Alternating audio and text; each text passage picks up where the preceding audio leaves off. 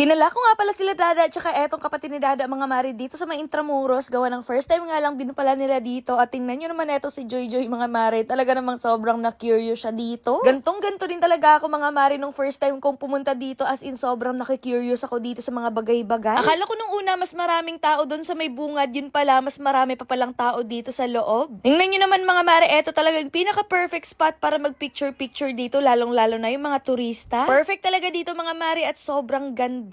Namangha nga din si Aya dyan mga mari pagkarating nga namin wala siyang ibang sinabi kundi wow. Aba sino ba naman kasi yung hindi mamamangha dito mga mari? Nako, try nyo din pumunta dito, promise sobrang magugustuhan nyo at perfect na perfect pang pictorial. In-enjoy lang talaga namin yung pagstay namin dito sa Maynila mga mari. Gawa ng ilang araw na nga lang is babalik na nga kami dun sa probinsya. Kung hindi man namin mabebenta yung bahay ngayon mga mari, uuwi pa rin talaga kami sa probinsya kasi alam nyo naman meron kaming business doon. Hindi namin pwedeng iwanan ng sobrang tagal. Syempre kahit merong nagmamanage doon sa aming mga business mga mari, mas okay rin talaga na kahit papano matututukan namin si Dada doon sa pigirihan namin tapos ako naman sa parisan. Alam niyo ba mga mari, sa totoo lang kahit andito ako sa Maynila, yung utak ko nandun sa aming business. Lalong-lalo na pag nasa bahay ako, naku wala ko ibang iniisip kundi yung business namin doon. Kaya tawag ako ng tawag doon sa nakatoka doon sa aming business. Anyways, bumaba na nga rin kaagad kami dito mga mari dahil gusto ko nga ipakita sa kanila etong mga nangyayari nung unang panahon. Eto si Joy Joy mga mari, mahilig nga din siya sa mga ganito kaya yan siya nga rin pala yung una kong pinapasok at gulat na gulat nga siya sa mga nakikita niya dito sa loob. Ilang beses na nga rin pala ako nakapunta dito mga mare pero nagugulat pa rin talaga ako sa mga bumubungad sa akin dito. Tingnan nyo naman. Actually nagdadalawang isip din talaga ako kung isasama ko ba si Aya dito sa loob mga mare kasi nung unang punta namin dito umiiyak siya, takot na takot. Pero ngayon kasi mga mare feeling ko tumatapang na siya at hindi na nga din siya takot sa mga statue at nakamaskot kaya ayan sinama ko na nga din pala siya dito sa loob. Buti na lang talaga mga mare hindi na siya nag-iiniyak, hindi kagaya nung unang punta namin dito. Wala siyang ibang ginawa kundi umiyak kaya talaga lumabas na lang kami noon. Gawa ng nahihiya nga kami sa mga tao na pumapasok. Sobrang na-amaze nga din pala to si Joy Joy mga mare, lalong-lalo na si Dada. Marami pa talaga kaming gustong puntahan, marami pa talaga kaming gustong galaan mga mare. Hindi lang talaga namin alam kung saan pa, kaya mag-comment na lamang kayo kung saan pa yung alam nyo na pwede namin galaan dito sa may Maynila. Ang next destination nga pala namin mga mare is doon sa may Manila Ocean Park. Tapos after namin mag Manila Ocean Park, hindi na namin alam kung saan kami pupunta, kaya mag-comment na lamang kayo kung saan pa kami pwedeng gumala para talaga masulit namin yung pagstay or pagbakasyon dito sa Maynila. Anyways, after nga pala namin magtingin-tingin dun sa loob, lumabas na nga rin kaagad kami para magpahangin at sobrang ganda nga din pala dito sa labas. Nag-picture-picture na nga rin pala kami dito sa labas mga mare. Syempre susulitin na natin yan. Ilang araw na lang babalik na kami ng probinsya. So yun, after namin magpahangin sa labas, pumasok naman kami dito sa kabila mga mare para magpa-aircon since merong aircon dito at nagpalamig nga kami dahil init na nga ang all. And so far, nag-enjoy naman kami dito sa aming gala mula sa Venice Grand Canal hanggang dito sa may Intramuros, Manila. Paglabas nga pala namin dito sa may Fort Santiago mga mare, meron nga rin palang nakakilala sa amin. Kaya hello po sa inyo and shoutout sa pinagbilhan namin netong mga manok-manok na to. Simula kasi nung makita to ni Aya mga mare, abay hindi na talaga tinantanan. O siya mga mare, yan lang muna for today's video.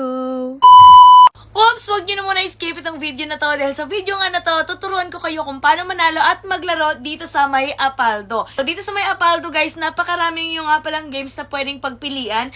Pero ngayon, ipapakita ko sa inyo kung paano ako nananalo at naglalaro dito sa may Super Ace. So yun na nga guys, magbebet lamang tayo dito ng 1,000 pesos. And ngayon, ipapakita ko sa inyo kung paano ako nananalo at naglalaro dito. So pindutin lamang natin to.